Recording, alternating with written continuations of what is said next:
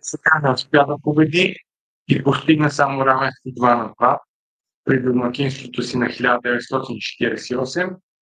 Кой е виновен за поредния провал и колко процента е виновно нападението, което пропуска шансове след шансове, или защитата, която няколко шанса ги допуска абсолютно всичките да бъдат голове.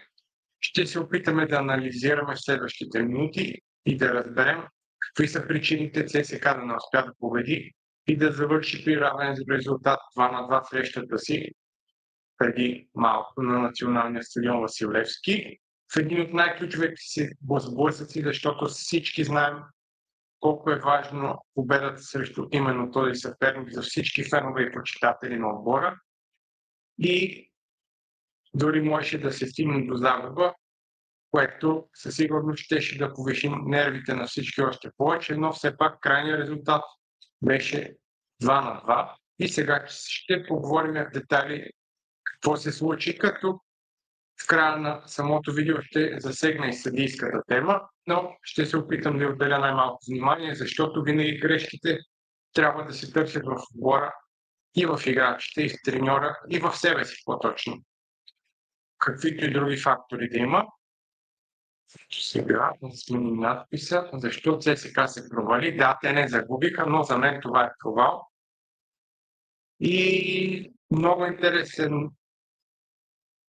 интересна темата за провала, защото ако погледнем само първите 20 минути на матча, ЦСКА доминираха. Просто съперника не излизаше от своята половина, имаше 9-0 корнери, мисля, че бяха по едно време, сега да не влизаме в статистика, като в този период удариха 2 гради до 18-та минута на Торицов и Боялипо, разбира се. И само тук обаче голямата тема е липсата на гол след толкова положения и само късмет ли е или е липса на клас. Защото ако е само този матч, гледаме го индивидуално, разбира се, казваме липса на късмет, малък шанс, ЦСКА играха феноменално, доминираха, не даваха на своя съперник да напусне своята половина и ще бъдем напълно прави. Но ако се върнем само един матч назад срещу отбор на Спартак Варна, тогава се случи същото. Само че тогава ЦСКА вкара все пак един гол през първото полувреме, но имаше шансове за поне 5 гола. Така че ако направим анализ от двата мача, стигаме до това, че и късметът има вина за това ЦСКА да не вкарва, макар че показва феноменална игра. За мен Файтон просто е футболистът, който изпъква над всички, като разбира се не говорим за голмайстора Боялипо, но просто той види цялата игра по фланга на червените и благодарение на него се стига до огромно количество шансове, които биват пропускани. И както се пропуска шансовете, разбира се, накрая с първата си атака в матча по-сериозна, аз просто наистина си мисля, че това беше първата по-сериозна атака на гостите, се стигна до безумна дуспа, която беше реализирана Талич в 27-та минута, като изсека преди това, не изсека. Делова, разбира се. Безумна игра с ръка. Просто нямаше право да играе така с ръка, след като беше паднал да прибира топката. За мен няма никакви спорове около дуспата, разбира се. Напълно логична дуспа, която беше вкарана. Тук няма какво друго да се обсъди, освен поредната жестока индивидуална грешка в защитата на ЦСКА. И макар да имаше отговор ЦСКА, резултатът в края на полувремето беше 2-0 преднина за гостите, след като Ради Кирилов се подигра отново цялата защита на ЦСКА и се стигна до безумния резултат на пръв поглед, който със сигурност, ако някой неутрален просто влезе и погледне статистиката, ще си каже, тези ЦСКА водят само с 2-0, а не те падаха. След 10 корнера през първото по време, след 17 голови положения, те падаха с 2-0 срещу съперник с 4 голови положения. И, както казваме, тук можем да обвиним както късмета, но за съжаление не е само до късмет, защото това се случва в поредни матчове, завършика на атаките с гол просто липсва. И ако не е Коялико, положението може да бъде още по-скандално. Но все пак, през второто полувреме, ЦСКА се върна в матча. След това удари трета града малко преди 70-та минута. И тук се очакваше нещата да започнат да се правят и дори да се търси победата, но за съжаление на армейците не се стигна до гол. Най-тревожното е, че Коялико поиска смяна поради някакво чупване, усети на разположение, не можеше да продължи. Но пък влезе като резерва Бютучи, беше главният герой за равенството 2-2 със своето попадение в 88-та минута.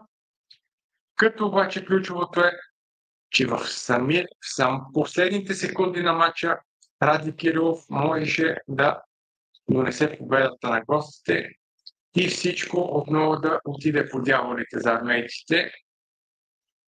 Като през второто по време интересното е, че те вкараха 2 гола, но играта определено нямаха тази доминация от първото по време по никакъв начин и даже мога да кажа, че и двата им гола бяха благодарение на индивидуални грешки на съперника, което говори, че нещата нещо не е както трябва в отбора на Александър Томаш. И ако говорихме за липса на късмет през първото по време, ако разчитаме, че има равновесение, ЦСКА просто тук имаше късмет да си вкара 2 положения през второто по време, след груби грешки на гостите. Така че ако търсиме смисъл от всичко, което се случи, за съжаление на армейците, поради липсата на класа в завършващата фаза и поради провалите в защита, които можеха да костват от минималните атаки на гостите, можеха да се получат поне още 2 гола. За мен този резултат от 2-2 е заслужен, ако се притегли всичко под везната на това, какво се случи в матча и предвид класата на двата отбора, индивидуална и серията, в която са гостите. ЦСКА сигурно се разполага с много по-класни футболисти, които взимат многократно повече пари и Александър Томаш дори може да претендира, че още не е напълно запознат с отбора си, не е работил достатъчно време, но срещу него имаше съперник, който води едва няколко мача на ЦСКА 1948 в лицето на Иван Иванов. Така че дори ако вземем треньорския фактор тук, Александър Томаш няма абсолютно никакво оправдание в този матч, защото той среща противник с треньор, който е начало по-малко от него. И резултата трябваше да бъде победа и 3 точки. Все пак, ако говорим генерално, тази игра на ЦСКА през първото време, но в атака. Единствено и само в атака, и то през първите, може би, 30 минути, можем да говорим, че просто трябва да се оправят нещата в завършващата фаза, но големият въпрос е, заради тази атака ли страда защитата или просто защитата и играчите в нея са безобразни, защото не може всяка една малко по-бърза атака на съперника да води до голови положения за тях и ако имат играчи с повече индивидуална класа, те просто да реализират това. Това е много голям въпрос, който ще видим в следващите матчове. Дали тези много създадени положения от схемата на Александър Томаш в атака не струват твърде скъпо на ЦСКА в защита и дали това може да се реши с подобрена ефективност в атака, да бъде компенсирани грешките в защита, или просто трябва да се сменят индивидуалностите, които играят назад. Защото отново имаш още в началото едно подхлъзване на пример на Купър, който можеше да доведе до повеждане на резултата за гостите още преди да бяхме видяли тази доминация от ЦСКА, в която те, разбира се, че не успяха да реализират, но щеше да е много интересно дали щеше да се стигне до подобна доминация, ако бяха получили бърз гол. Като, разбира се, те ни показах срещу Спартак Варна, че могат да отговарят. И това е друго положително. Отново видяхме все пак отговор от отбора на Александър Томаш и те не загубиха, но със сигурност не е това, на което са се надявали феновете на червените. И просто в момента, след това равенство, за Александър Томаш поиска да има повече спокойствие. Той говори, че вече работи върху лятната селекция на отбора.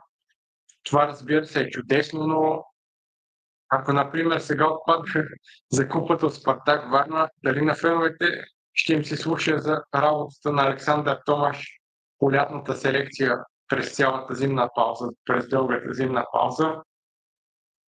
Като за мен просто в момента той трябва да отиде във Варна и да ги отстрани Спартак Варна за Купата на България, защото при различен случай, дори ЦСКА да доминира в предстоящия двубой в морската ни столица, ако Спартак Варна успят по някакъв начин да отстранят ЦСКА за Купата, тези 2 месеца зимна пауза, може би не пълни 2 месеца, разбира се, по-малко е, но тя ще бъде много напрежението, просто може да се окаже такова, което да коства много на отбора в дългосрочен план и най-вече за пролетта. И не съм сигурен, че просто доверието на феновете ще бъде същото в Александър Томаш, който говори за планове и дълги периоди от време, което е похвално.